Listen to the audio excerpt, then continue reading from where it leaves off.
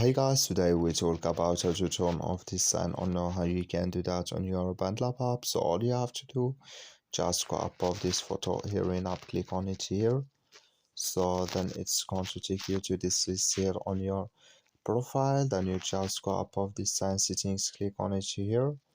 So then you come to this list here and you just click here on notifications. So then you come to this list here, you just switch into open video here.